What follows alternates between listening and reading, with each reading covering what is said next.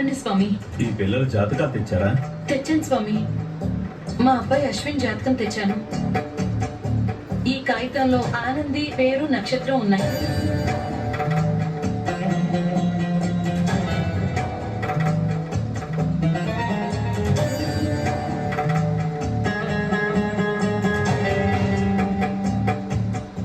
మీ కుమారుడి పెళ్లి విషయంలో అతని కోరికకు భిన్నంగా మీ అభిప్రాయం ఉన్నట్లుంది.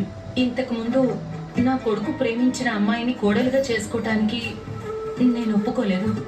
ఆ తర్వాత ఆ అమ్మాయి గుణగణాలు చూసి ముచ్చటపడి వాళ్ళిద్దరికీ పెళ్లి చేయాలనే నిర్ణయానికి వచ్చాను. మంచిది. పిల్లల ఆశ మీద నీళ్లు చల్లకుండా వాళ్ళ సంతోషం కోసం పెద్దవాళ్లకు మెట్టి దిగితే తప్పేం లేదు. దీని వలన కుటుంబం పటిష్టంగాను ఐకమత్యంగాను ఉంటుంది. నేను అదే ఆలోచించి వాళ్ళ పెళ్లి ఒప్పుకున్నాను. అయితే మీకు ఇప్పుడు వచ్చిన సమస్య ఏంటి? ఒకళ్ళంటే ఒకళ్ళు ఎంతో ప్రేమగా ఉండే వాళ్ళిద్దరూ ఈ మధ్య కొంతకాలంగా దూరంగా ఉంటున్నారు. అంటే అపార్థాలు ఏమైనా చోటు చేసుకుంటున్నాయా? తెలీదు. వాళ్ళిద్దరిని మీరు ప్రశ్నించలేదా? ఇద్దరిని అడిగాను. నా కొడుకు వైపు నుంచి ఎలాంటి తప్పు ఉన్నట్టు నాకు అనిపించలేదు. అలాగని ఆనంది తప్పు చేసింది అని కూడా అనడం లేదు. కానీ ఎందుకో తను నా కొడుకుతో మా ఇంటితో అంటి ముట్టనట్టుగా ఉంటుంది. కారణం ఏంటమ్మా అని అడిగితే తన వైపు నుంచి సరైన సమాధానం రావడం లేదు. అంటే ఈ అమ్మాయి ఏమైనా దాస్తోందంటారా? అలా దాచే అమ్మాయి కాదు. కొన్ని చెప్పుకోలేని ఉంటాయి కదమ్మా. అదేంటో చెప్తేనే కదా మాకైనా అర్థం అవుతుంది. సరే, ఇటీవల కాలంలో ఏదైనా అపశృతి జరిగిందా? అంటే మీ కుటుంబానికి సంబంధించి ఏమైనా ఊహించిన సంఘటన జరిగిందా? అలాంటిదేం జరగలేదు. కానీ సందేహించకుండా చెప్పండి. ఒక అపచారం జరిగింది స్వామి. ఎప్పుడు, ఎక్కడ, ఎలా? ఇదే గుడిలో పూజారి గారు మా చేత సుదర్శన హోమం చేయించారు. దానికి ఆనంది కూడా రావాలని చెప్పారు. కానీ తను రాలేదు.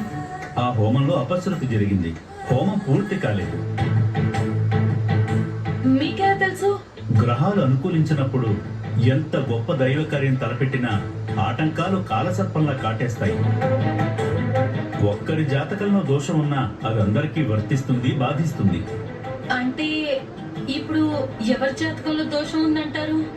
ఈ వివరాల్లోకి వెళ్ళటం అప్రస్తుతం. అది కాదండి నేను అనేది. దోషం ఎవరికుందో చెప్తే వాళ్ళ చేత పూజ చేయిస్తాను. ఆ అవసరం లేదమ్మా. కానీ మీరు ఒక పని మాత్రం 3 నెలల్లోగా చేయాలి. ఏం చేయమంటారు స్వామి? కళ్యాణం కళ్యాణం కళ్యాణం. మీ కుమారుడికి 3 నెలల్లోగా వివాహం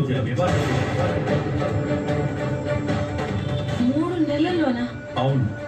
రాబోయే 3 నెలల్లోగా వివాహం జరగని పక్షంలో మీ కుమారుడికి కళ్యాణ యోగం ఉండదు. ఇది నా మాట కాదమ్మా, ఆ విధాత రాసిన రాత. ఇదేంటి స్వామి ఇలా అంటున్నారు? వినడానికి మీకెంత కలవరంగా ఉందో చెప్పడానికి నాకు అంతే ఇబ్బందిగా ఉంది. కానీ ఇది వాస్తవం. మరి 3 నెలల్లోగా వివాహం జరుగుతుందంటారా? జరిగితే మంచిది. మానవ ప్రయత్నం చేయడంలో తప్పులేదు. ఆ తర్వాత ఆ పైవాడి సంకల్పం కూడా ఉండాలి.